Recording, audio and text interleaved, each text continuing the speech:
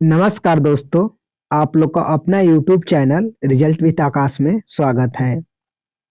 दोस्तों, हम लोग आज बात करेंगे कुछ और प्रश्न पर जो कि सी टेट के लिए महत्वपूर्ण होने वाले हैं। तो आइए हम लोग शुरुआत करते हैं आज के इस क्लास की। दोस्तों, आप लोग वीडियो को लाइक कर दीजिए, चैनल को सब्सक्राइब कर दीजिए। आइए दोस्तों, देखिए आज का पहला प्रश्न क्या दिया है। सीखने की गति, फिर खाली स्थान दिया है, भरना है।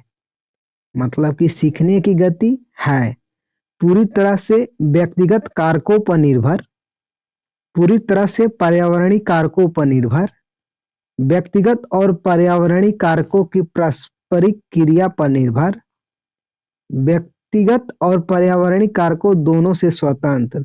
तो हम लोग जानते हैं कि सीखने की गति क्या होता है, मतलब कि यह किस पर निर्भर करती है, तो व्यक्तिगत और पर्यावरणीय कारकों का पारस्परिक क्रिया पर निर्भर, यानी कि ऑप्शन नंबर सी इसका सही उत्तर हो जाएगा।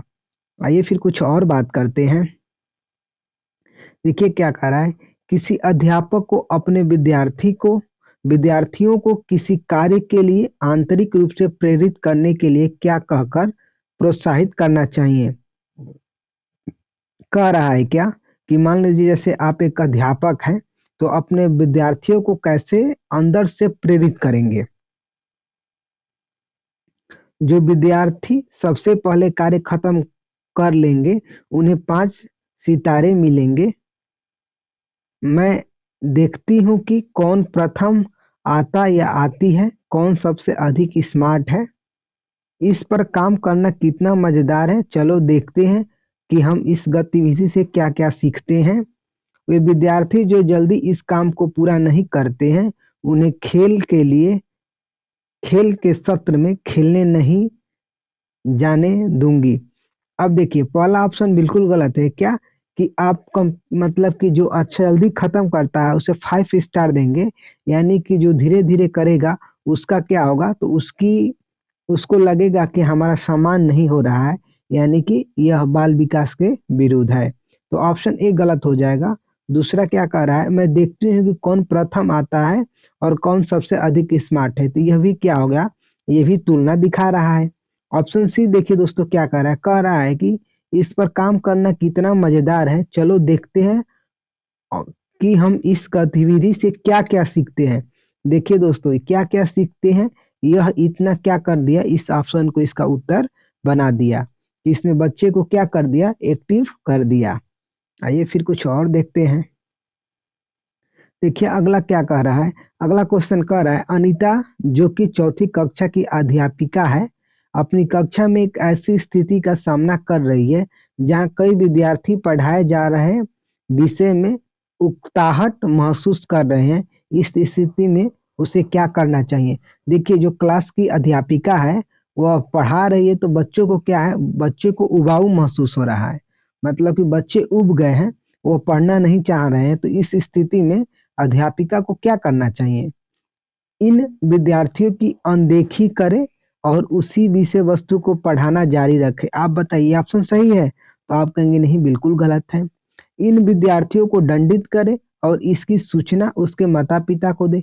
देखिए दंडित करना ये भी गलत है।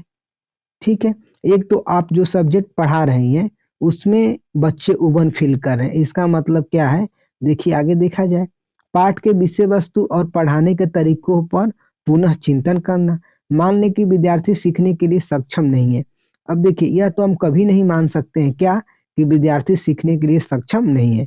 यानी कि क्या, आप अपने शिक्षण विधि पर चिंतन करें कि मैं कैसे पढ़ा रही हूँ ताकि बच्चे उबन फील कर रहे हैं, और आप अपने पढ़ाने के तरीके को चेंज करिए, यानी कि बेहतर बनाइए। तो यानी कि आप अपने शिक्षण विधि को चेक करिए, अपने कंटेंट को चेक करिए, अपने कंटेंट को डिलीवर करने का तरीका चेक करिए, तब होगा। तो यानी कि ऑप्शन नंबर सी हमारा सही उत्तर हो जाएगा। आइए फिर आगे बात करते हैं। कह रहा है क्या, एक प्रगतिशील कक्षा में शिक्षण पाठ्य पुस्तक केंद्रित होता है, योगात्मक परीक्षा पर बल दिया जाता है, विद्यार्थी अध्ययन में सक्रिय भूमिका निभाते हैं, अध्यापक दंड और पुरस्कार द्वारा छात्रों के शिक्षण को दर्शाते हैं। देखिए दंड और पुरस्कार ये तो गलत हो जाएगा। शिक्षण पाठ्य केंद्रित भी नहीं होता है, योगात्मक परीक्षा पर बल दिया जाता है, विद्यार्थी अध्ययन में सक्रिय भूमिका निभाते हैं। क्यों? क्योंकि इस ऑप्शन में अब क्या हो गया कि स्टूडेंट एक्टिव हो गया। ठीक है, यानी कि जो एक क्या, तो एक जो प्रगतिशील कक्षा होगा उसमें क्या होगा, तो उसमें जो लर्नर होंगे वो क्या करेंगे, play an active part in their learning, मतलब कि वो एक्टिव अपनी सक्रिय भूमिका निभाएंगे, यानी कि ऑप्शन नंबर सी इसका उत्तर हो जाएगा। आइए फिर कुछ देखते हैं। कह रहा है विकास के किस क्षेत्र का संबंध बौद्धिक सामर्थ्यों जैसे कि ध्यान, स्मृति, समस्या समाधान, कल्पना और रचना करने से है। कह रहा है क्या emotional domain, cognitive domain, social domain, physical domain, यानी क्या संवेगात्मक क्षेत्र, संज्ञानात्मक क्षेत्र, सामाजिक क्षेत्र, शारीरिक क्षेत्र। तो हम लोग जानते हैं ध्यान, स्मृति, समस्या समाधान, ये सब क्या है, तो ये सब हम लोग का संज्ञानात्मक क्षेत्र है, यानी कि ऑप्शन नंबर बी इसका सही उत्तर हो जाएगा। आइए फिर आगे देखते हैं। आगे देखिए अगला क्वेश्चन क्या दिया है। कह रहा है क्या एक विद्यालय बैडमिंटन प्रतियोगिता के लिए विद्यार्थियों का चयन करते समय लड़के को प्राथमिकता देता है और संगीत प्रतियोगिता के लिए लड़कियों को प्राथमिकता देता है, यह क्या सूचित करता है। देखिए इस प्रकार के क्वेश्चन को जब भी आप पढ़िए तो आपको क्वेश्चन पढ़ते समय ही समझ आ जाना चाहिए कि ये क्या है, तो ये जेंडर रूढ़िवादिता है। क्यों? क्योंकि देखिए इसमें कार्य के हिसाब से लड़के लड़की का विभेदीकरण दिखाया जा रहा है, यानी कि पहला ऑप्शन क्या दिया है, जेंडर स्थायित्व, जेंडर पहचान, जेंडर समानता, जेंडर रूढ़िवादिता। तो हम लोग ऑप्शन डी नंबर क्या हो जाएगा, जेंडर रूढ़िवादिता इसका सही उत्तर हो जाएगा। आइए फिर कुछ और देखते हैं। कह रहा है क्या भारतीय संसद ने दिव्यांग व्यक्तियों के लिए निम्नलिखित में से कौन सा कानून कानून हाल ही में पारित किया गया है। कह रहा है क्या भारतीय संसद के द्वारा हाल ही में कौन सा कानून है जो दिव्यांग व्यक्तियों के लिए है।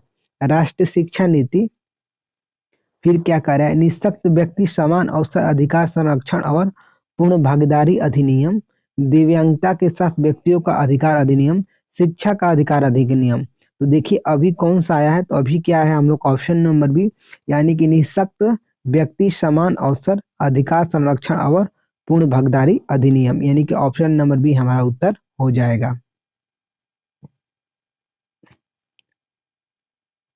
फिर आगे देखते हैं। कह रहा है निम्नलिखित में से कौन सा कथन प्राथमिक शिक्षा में समावेश की भावना का सटीक रूप से वर्णन करता है। किस चीज की, तो समावेश की। कह रहा है क्या शिक्षक केवल मानक और एक तरह की भाषा के प्रयोग को ही बढ़ावा देता है। यह बात बिल्कुल गलत है, क्योंकि शिक्षक इन्हीं चीजों की बढ़ावा नहीं देता है। और केवल वर्ड भी इस ऑप्शन को क्या कर रहा है, तो केवल वर्ड भी इस ऑप्शन को निगेटिव बता रहा है। दूसरा ऑप्शन कह रहा है शिक्षक कुछ जाति समूहों के बच्चों के प्रति पूर्वाग्रह रखता या रखती है। ऐसा भी नहीं है कि टीचर एक ही जाति समूहों के बीच पूर्वाग्रह रखेगा। शिक्षक को विशेष शैक्षिक आवश्यकताओं वाले बच्चों से कोई उपेक्षा नहीं होता। अब देखिए विशेष बच्चे को अलग भी करना गलत बात है। शिक्षक सांस्कृतिक रूप से उत्तरदायी शिक्षा शास्त्र का प्रयोग करता या करती है, यानी कि किया कि जो मतलब कि वहाँ के सांस्कृतिक सामाजिक रूप से जो उत्तरदायी शिक्षा शास्त्र चाहिए या शिक्षण विधि चाहिए या पढ़ाने का तरीका चाहिए या अपने बात को डिलीवर करने का तरीका चाहिए, उसका प्रयोग कर रहा है, यानी कि ऑप्शन नंबर डी इसका सही उत्तर हो जाएगा। फिर आगे देखते हैं। कह रहा है क्या मोहन ने विद्यार्थियों को आयतन की समझ बनाने के लिए भिन्न धारिताओं वाले बर्तन दिए। फराह ने अपने विद्यार्थियों को कूड़े की यांत्रिक कार्य बनाने की संभावनाओं पर मानस मंथन करने के लिए कहा। दोनों अध्यापक अपनी कक्षा में किस शिक्षण शास्त्रीय युक्ति का प्रयोग कर रहे हैं। व्यवहारवाद, रचनावाद, स्पष्ट अनुदेशन, सक्रिय अनुकूलन। तो देखिए जब भी कार्य किसी वस्तु को देखकर या समझ पर आधारित हो वो क्या होता है, वो रचनावाद होता है, यानी कि ऑप्शन नंबर बी इसका सही उत्तर हो जाएगा क्या, रचनावाद। आइए फिर कुछ और आगे बात करते हैं। देखिए आगे क्या दिया है। आगे कह रहा है निम्नलिखित में से कौन सी एक सहगामी अधिगम युक्ति है। अब कह रहा है क्या, ढालना, क्रमबद्धता, सामाजिक पृथक्करण, पारस्परिक रूप से प्रश्न करना। तो निम्नलिखित में से कौन सी एक सहगामी अधिगम युक्ति है। तो सहगामी यानी कि शास्त्र, तो पारस्परिक रूप से प्रश्न करना यानी कि रेसिप्रोकल क्वेश्चनिंग। क्या, यानी कि रेसिप्रोकल क्वेश्चनिंग, यानी कि ऑप्शन नंबर डी इसका सही उत्तर हो जाएगा।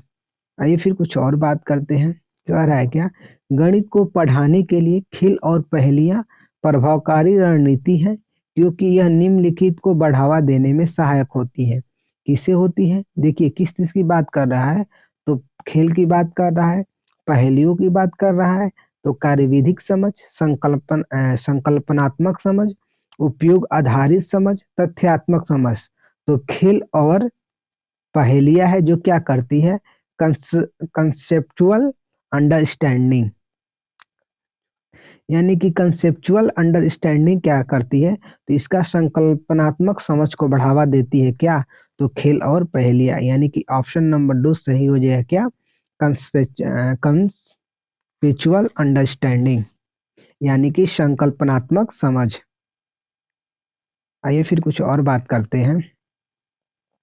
देखिए क्या कह रहा है, उस पक्षी का नाम जिसकी आंखें मानव की तरह सामने की तरह होती है, चील, बाज, गिद्ध, उल्लू, यानी कि उल्लू। ऑप्शन नंबर डी इसका सही हो जाएगा उत्तर। आइए फिर आगे देखते हैं।